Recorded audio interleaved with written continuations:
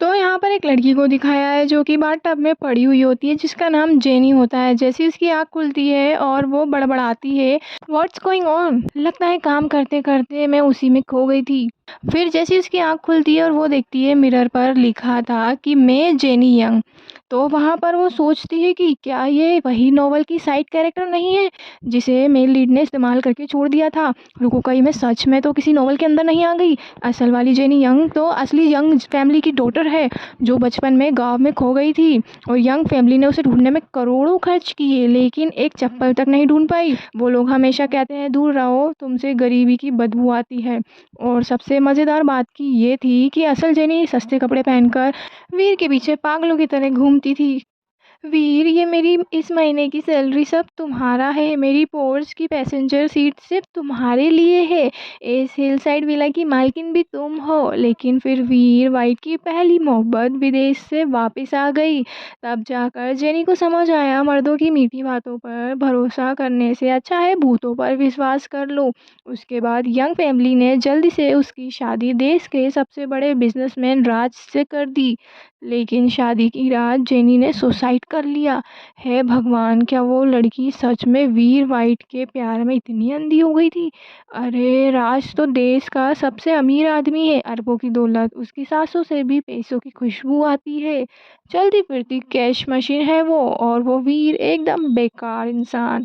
फिर भी असली जेनी राज से शादी नहीं करना चाहती थी। कहीं वो गंजा मोटा डरावना आदमी तो नहीं, लेकिन अगर वो कचरे का ढेर भी हुआ तो भी हीरो से जुड़ा हुआ कचरा होगा। तो ये सब वो खुद ही अपने मन में बड़बड़ा रही थी। वहीं पर हमारे मेन लीड की एंट्री होती है। वो सीधे अपने कार से उतरकर होटल रूम की तरफ बढ़ रहा होता है। तभी उसके एम्प्लॉयज बोलते हैं, बॉस मैडम 3 घंटे से वॉशरूम में अकेली है और दरवाज़ा भी अंदर से लॉक है। तभी वो नॉक करता है। तभी वो फटाफट से मिरर पर लिपस्टिक से लिखा मिटा रही होती है। बोल रही थी मेरी शादी ऑलरेडी बर्बाद होने वाली है और नहीं हो सकती है, वो इससे पहले देखे मिटा देती हूँ मैं। और फिर जैसे ही गेट खोलती है वो लिपट जाती है और उसकी बाहों में गिर जाती है। फिर से वो डिलीजन में चली जाती है और वो उसको देखती है, वाह क्या हेयर है, क्या फेस है, कितना ब्यूटीफुल। और उससे बोल देती है बेब। राज उसे नीचे गिरा देता है और उसको लग जाती है। तभी मैनेजर बोलता है, सॉरी मैम, एक्चुअली सर को प्रॉब्लम है टचिंग करने से। तभी बोलती है कोई बात नहीं कोई बात नहीं। सब लोग शॉक्ड हो जाते हैं क्योंकि उसके हाथों पर ब्लड होता है। तभी वो उससे बोलता है, अगर तुम्हें मरने का इतना ही शौक है तो तुम शादी कर क्यों रही हो? तभी वो बोलती है, नहीं नहीं ये तो कुछ भी नहीं है, ऐसा कुछ नहीं है, मैं शादी करना चाहती हूँ एक्चुअली। और वो उसको ऐसा बेवकूफ़ बनाती है। वो मैनेजर से चश्मा छीन लेती है और बोलती है, एक मिनट रुको, मैं आपको सब एक्सप्लेन करती हूँ।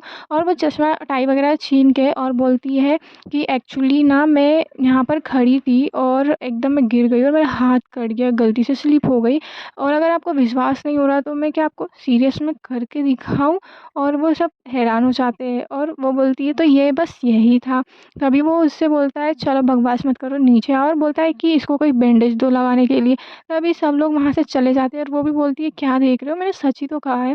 फिर सीन दिखाया है कि वहाँ पर वो सिगरेट पी रहा होता है। फिर उससे कहता है कि तुम्हें सच में लगता है मैडम ने जो बोला वो सच है? वही वीर अपने मैनेजर से कहता है, देखो वो किसको लाइक करती है किसको नहीं, उसको सिर्फ मेरी पत्नी बनने का नाटक करना है और मुझे उसकी पर्सनल लाइफ से कोई मतलब नहीं है। तभी उसकी एम्प्लॉय आती है और बोलती है कि सर डिनर रेडी है। वहाँ पर जेनी ऑलरेडी बैठी हुई होती है और वो इतनी सारी डिशेस देख के एक साथ बहुत ही ज़्यादा एक्साइटेड होती है। वो एम्प्लॉय उसको बहुत सारे नाम बताती है और वो कंफ्यूज हो जाती है कि अरे इतनी सारी एक्साइटेड डिश, लगता है आज तो मेरा गुड लक शुरू हो गया है। तभी वो स्मेल लेके बोलती है, ये तो मोटा पैसे की खुशबू है। तभी वहाँ पर राज आ जाता है। वो उसको हाय बोलती है, वो इग्नोर कर देता है। तभी राज उसको ऑफर करता है क्रेडिट कार्ड और वो पूछती है इसमें कितने पैसे हैं। वो बोलता है कि 10 मिलियन। तभी वो शॉक्ड हो जाती है, 10 मिलियन, और एक्साइटेड हो जाती है और वो बोलती है, भगवान ने आज तो मेरी सुनी ली, इतने पैसे से तो मैं बहुत कुछ कर सकती हूँ, इस आदमी के साथ तो पूरी ज़िंदगी रह सकती हूँ। तभी वो उसको स्माइल मार रही होती है और ये देखकर राज थोड़ा ऑकवर्ड हो जाता है और वो वहाँ से बिना कुछ कहे उठकर चले जाता है। लेकिन उसे क्या फ़र्क पड़ता है जेनी को, उसको तो पैसा मिल चुका था, उसे राज से कोई मतलब नहीं था। और वो बोलती है कि अब इससे मैं मेरी पूरी बेसिक नीड्स पूरी करूँगी। फिर उस रात वो मोबाइल चला रही होती है जहाँ पर वीर उसे मैसेज करता है और वो क्लब का एड्रेस भेजता है जहाँ पर वो ड्रंक हुआ होता है। और वो उसे कहता है तुम्हारे पास 10 मिनट है, जल्दी मेरे पास आ जाओ नहीं तो तुम हार जाओगी। और वो बोलती है, कितना बेवकूफ़ आदमी है, मैं तुम्हारे पीछे क्यों पड़ूंगी जब मुझे इतना अमीर आदमी मिल चुका हो, तुम बस एक कॉकरोच सोचो और वो उसको इग्नोर कर देती है। वहीं पर वीर अपने दोस्तों के साथ फ्लेक्स कर रहा होता है कि देखना वो मुझसे बहुत प्यार करती है, भले ही मैंने उसको चीट कर दिया हो, लेकिन अब भी 2 मिनट में रेंगती-रेंगती आएगी और बोलेगी कि वीर आई लव यू, देखो तुम। वहीं पर वो उसको फिर से वॉइस मैसेज भेजता है कि जल्दी यहाँ पर आ जाओ बेबी। लेकिन यहाँ पर उसे आवाज़ आती है कि बस वन मोर टाइम, और ये सब सुन के वो गुस्सा हो जाता है कि तुम्हारी हिम्मत कैसे हुई अदर गाय के साथ सोने के लिए।